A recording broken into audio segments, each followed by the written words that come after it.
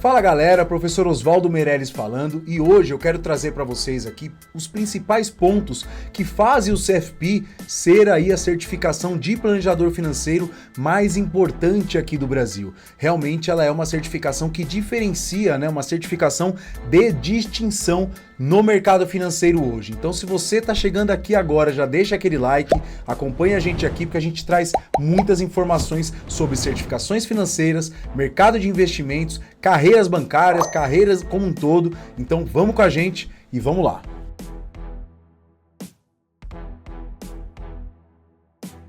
Bom, falando da certificação CFP, que é a Certificate Financial Planner, realmente é uma certificação de distinção hoje no mercado financeiro. Ela é emitida pela Planejar, né, que realmente é o órgão ali que faz a emissão e todo o acompanhamento dos profissionais CFP, né, dos planejadores financeiros. E a Planejar, ela é filiada com o FPSB, que é o Financial Planning Standard Boards. E realmente ela consegue fazer essa emissão dessa certificação aqui no Brasil exatamente porque ela tem essa representação do FPSB, que é o órgão americano. Então ele é um órgão estrangeiro que tem aí esse selo, né, do planejador financeiro reconhecida no mundo todo. Então aqui é muito bacana, é muito importante que a gente consegue realmente ter esse reconhecimento internacional, porém o CFP do Brasil ele só é válido no Brasil. Embora todo mundo possa te reconhecer ali, ver que você trabalha como planejador financeiro aqui, a certificação CFP, ela só vale do Brasil, né? Só vale para o Brasil.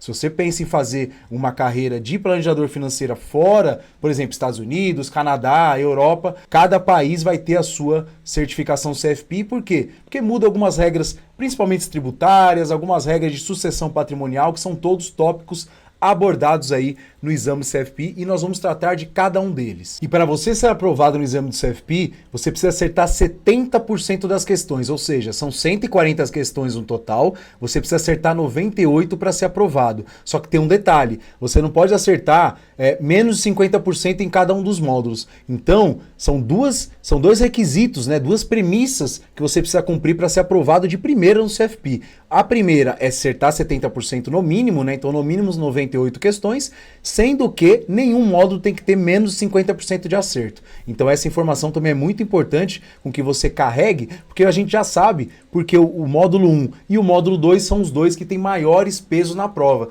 Então, se você acertar bastante questões nesses módulos, você às vezes consegue puxar a média para cima, e os outros, às vezes que você não consegue atingir 70, você consegue compensar com esses acertos adicionais. Então já vamos começar falando aqui dos tópicos que são cobrados no exame.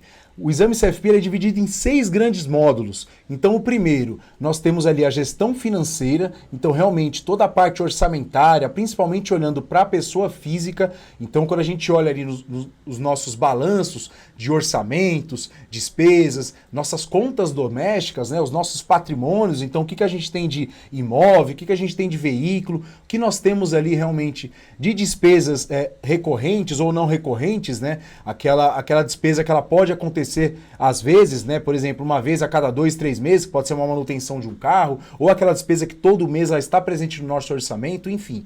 Toda essa questão, esse planejamento financeiro, ele é estudado logo no módulo 1 do exame CFP. E o módulo 1 é o maior de todos. Ele tem a maior representatividade na prova, representando ali 39% do exame. Então, quase 40% da prova estamos falando do peso somente sobre o módulo 1, que é cobrado todos esses temas sobre gestão financeira. E, obviamente, a gente tem muitos cálculos também que são cobrados. Então, a gente tem cálculos como tabela SAC, tabela Price, a diferença entre esses sistemas de financiamentos imobiliários. Então hoje é muito presente, né, toda essa questão do financiamento imobiliário. A gente sabe que comprar um imóvel muitas vezes é um desafio, é o sonho, né, de muitas e muitas famílias aí, só que é também um grande desafio. Então é muito importante a gente entender, né, o planejador financeiro, ele é aquela figura que ele vai entender exatamente as diferenças entre uma tabela de financiamento, entre pagar à vista ou pagar a prazo, se vale a pena, o que faz sentido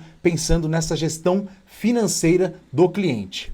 E aí, quando a gente parte para o módulo 2, nós temos exatamente a gestão de investimentos, que também tem um peso grande na prova. O peso do módulo 2 é de 19%. Então, realmente, a gente vê que o peso somado ali, né, entre o módulo 1 e o módulo 2 já atinge mais de 55% da prova. E o módulo 2, né, retomando aqui o nosso assunto, realmente ele trata ali sobre essa gestão de investimentos, né? Então, o que é importante na hora de investir, na hora de fazer contas ali com juros compostos, o que faz sentido a gente diversificar uma carteira de investimentos, se faz sentido a gente manter ali enquadrado no perfil de investidor, dependendo ali do momento de vida que o cliente está, porque às vezes ele pode ser muito conservador, só que ele é uma pessoa muito nova, tem 20 anos, tem uma certa estabilidade ali no trabalho dele, por exemplo, e às vezes ele não precisa ser tão conservador, ele pode ser uma pessoa ali um pouco mais moderada, ou até mesmo arrojada, para buscar um retorno um pouco maior. Então no módulo 2 é onde a gente faz todo esse balanceamento de carteira, mostra realmente, tem um trabalho ali muito forte que eu gosto de falar, de educação financeira, né, para o cliente, é mais um trabalho educativo do que realmente ali de fazer aí muitas alocações complexas, né? Mas na verdade é que essa parte de gestão de investimentos a gente estuda muito, questão de renda fixa, questão de ações, a gente estuda muito realmente todos esses cálculos que são feitos aí para que chegue ali realmente com uma carteira de investimentos um pouco mais sólida, com uma recomendação um pouco mais pragmática, né, um pouco mais objetiva, para que a gente consiga realmente ter essa assertividade quando a gente trata sobre esse tema de gestão de investimentos. Quando a gente fala do módulo 3, estamos falando do módulo de planejamento de aposentadoria, muito, muito importante realmente. E aqui tem muita gente que assemelha a questão aqui, principalmente do módulo 3, o módulo 2 tem bastante coisa parecida com as certificações da Anbima, né? Para quem já se especializou, já tirou ali CPA 20, CE, o módulo 2 tem algumas semelhanças, o módulo 3, o módulo de previdência tem bastante semelhança, principalmente com a CEA. Quando a gente fala das questões dos cálculos, a gente vai resgatar um plano de previdência, se a gente vai converter em renda, então realmente a gente consegue estudar muito profundamente todos esses tópicos lá no módulo 3, que é exatamente o módulo de planejamento de aposentadoria. E tivemos algumas alterações na questão de tributação de previdência que você já vai acompanhar aqui diretamente aqui no curso da Amibanco, né, que a gente tem o curso preparatório do CFP, então realmente faz bastante sentido a gente estar juntos nessa jornada para encarar esse desafio aí e conquistar o selo de planejador financeiro. Falando do módulo 4, estamos falando exatamente da gestão de riscos e seguros. Então o módulo 4 muito importante para as pessoas que precisam, né? Afinal de contas, todo mundo precisa hoje, né? De uma proteção. Então a gente vai construindo patrimônio ao longo da vida, a gente compra um carro, a gente compra um imóvel e às vezes a gente não se resguarda, né? A gente fica ali meio desamparado por várias frentes. Pode ser até um seguro do automóvel, como eu dei o exemplo, um seguro de um imóvel, mas também a nossa vida, né? Então entra muito nessa questão aqui desse módulo, a questão do seguro de vida. E o que ele cobre, o que ele cobre, se a pessoa vem a se suicidar, por exemplo, se tem a cobertura, se não tem. Então é um módulo muito importante também na certificação CFP, o módulo 4. E falando do módulo 5, nós temos ali exatamente o módulo de planejamento fiscal. Então muita gente gosta de chamar esse módulo aqui de módulo tributário, né? Afinal de contas a gente faz muitos cálculos, tem muitas linhas de raciocínio diferentes na questão de impostos, e aqui entra tanto impostos para PJ, porque muitos dos nossos clientes, quando nós estamos na ponta, eles são empresários, eles têm empresa, então é importante com que você saiba pelo menos básico do lucro presumido, do que é lucro real, exatamente para poder auxiliar o seu cliente, do que é um PIS, um COFINS.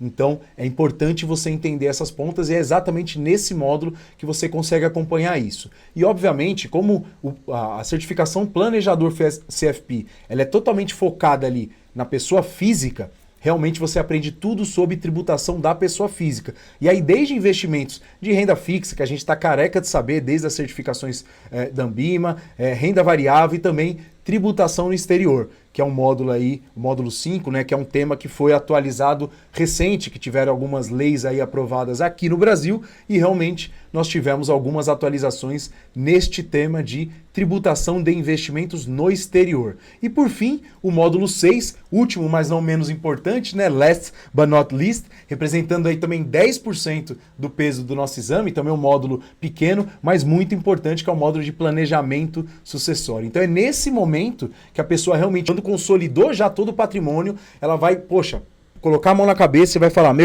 É isso mesmo, já fiz tudo, agora eu quero pensar o quê? Na minha sucessão.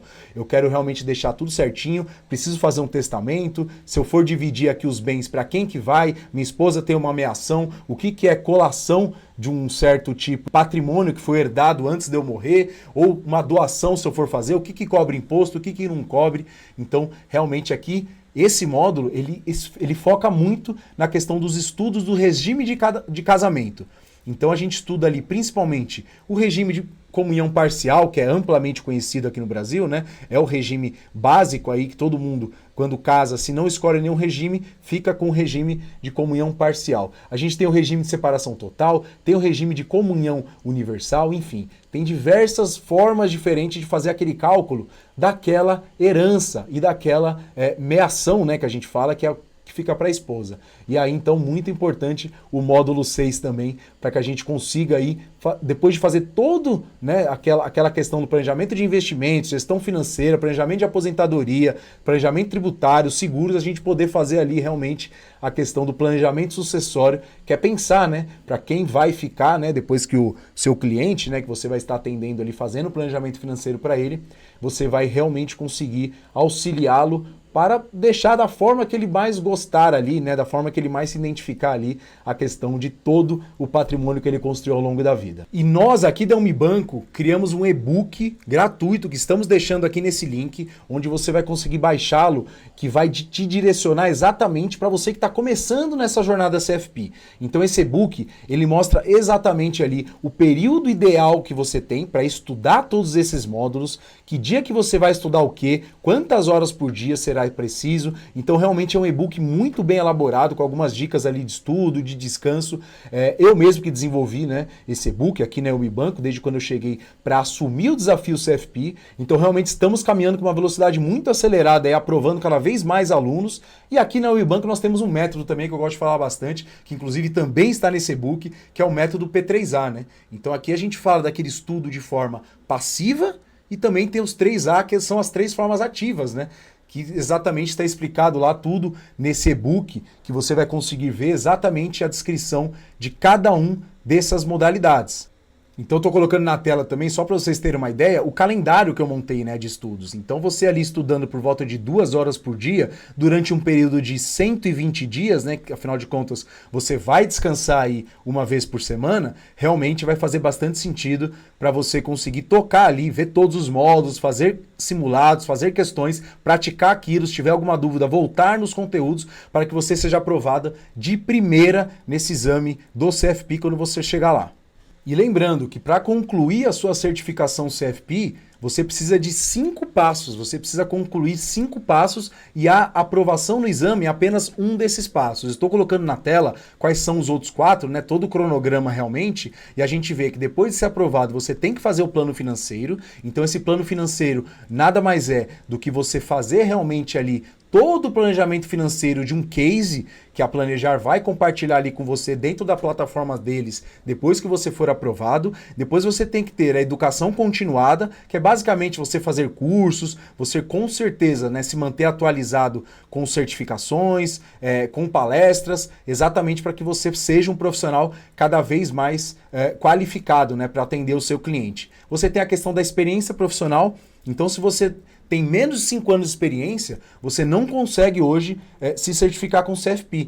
Você precisa de, no mínimo, 5 anos de experiência ali com atendimento ao cliente. E aí pode ser em qualquer um dos 6 módulos do CFP. Pode ser ali com a gestão orçamentária, né, que foi a primeira que a gente comentou, a gestão financeira, a gestão de investimentos, previdência, seguros, enfim. Qualquer um dos 6 módulos que você já teve contatos com clientes com pelo menos 6 anos de experiência comprovada, você consegue aí realmente também passar por essa etapa.